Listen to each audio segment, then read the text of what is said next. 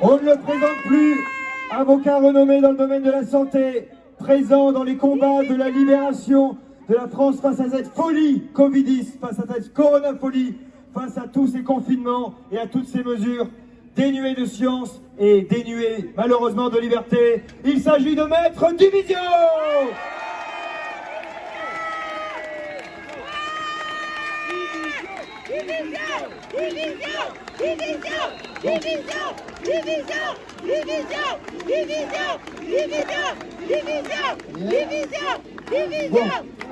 Alors,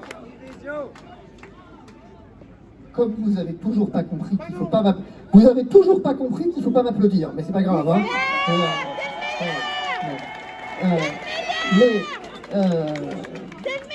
Alors, vous savez que ça me saoule quand même, hein, ces manifs. Faut être clair, hein. Ça me saoule. Hein. Là, je veux dire, on a atteint un niveau où quand même être là à l'origine me saoule. Chaque matin, quand je viens, chaque samedi matin, la première, d'abord j'ai pas envie de venir. Et la deuxième, mon deuxième problème, je me dis à chaque fois, mais qu'est-ce que diable je vais leur dire? C'est quand même un vrai problème. Qu'est-ce que je vais leur dire? Et pourquoi? Et surtout, pourquoi j'y vais, en fait?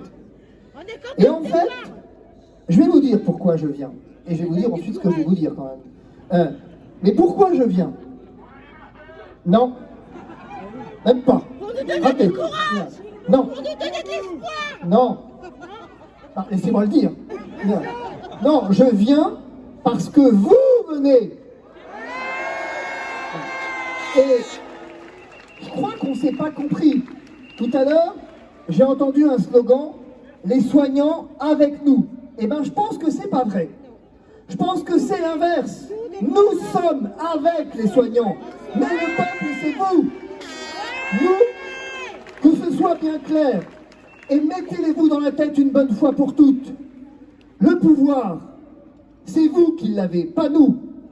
Le pouvoir, nous l'avons ensemble. Bien. Mettez-vous dans la tête qu'au fond, lorsque vous nous applaudissez, c'est vous qui vous applaudissez. Vous êtes les héros de cette résistance. Vous êtes vraiment ceux qui méritent d'être applaudis. Et je voudrais donc, avant de poursuivre, que l'on commence par ça. Diable, applaudissez-vous!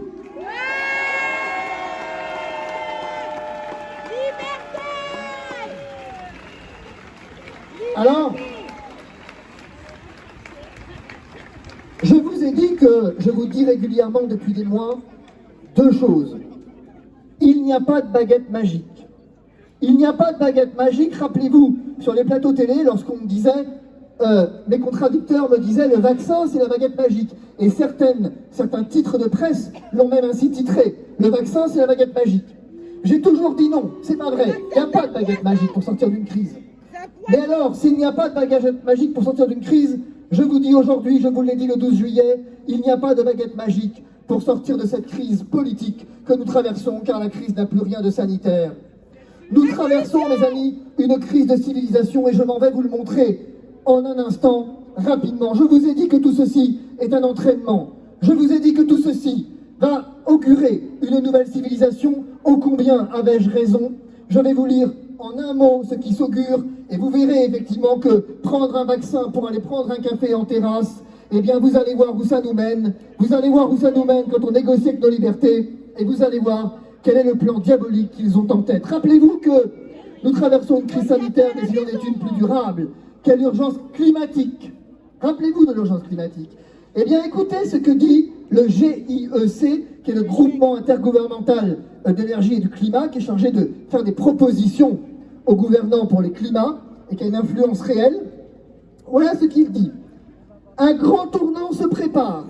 Un changement dans les termes du débat politique. Une période charnière. Nous sommes dans une période de transition entre les nombreux mois caractérisés par l'obsession du coronavirus et l'automne qui sera dominé par l'urgence climatique. On vous l'annonce déjà au moins. Mais une grande partie de ce que nous avons appris pendant les événements du Covid sur l'État, l'autorité, le journalisme est directement applicable à ce qui va suivre. Et alors, qu'est-ce qu'on a appris? Eh bien, je vais vous le dire ce qu'on a appris. Pour commencer, les dirigeants occidentaux craignaient que les électeurs n'acceptent pas de restreindre leur liberté pour le bien de tous, eh bien ils ont eu tort. Voilà ce qui est dit. Ils ont eu tort. Ils vont savoir. Cela a déterminé la réaction des Américains, des Allemands, des Français, des Britanniques et bien d'autres encore, et a permis aux sociétés de changer de direction plus rapidement que quiconque n'aurait pu le prévoir. Alors, je vous l'ai dit, dans un effort de transparence et de vérité, les jours qui s'annoncent vont être des jours de sang et de larmes, car c'est un changement de civilisation auquel nous assistons. Ceux qui pensent encore que la problématique c'est le vaccin, ceux qui pensent encore que la problématique est sanitaire, se trompent et se trompent lourdement. Mais nous avons une responsabilité devant l'histoire. Nous avons une responsabilité de faire, et c'est ce que vous faites aujourd'hui. Que cette civilisation n'advienne pas, que la liberté demeure la règle. Nous avons la responsabilité devant l'histoire de faire en sorte de ne pas accepter d'être manipulés.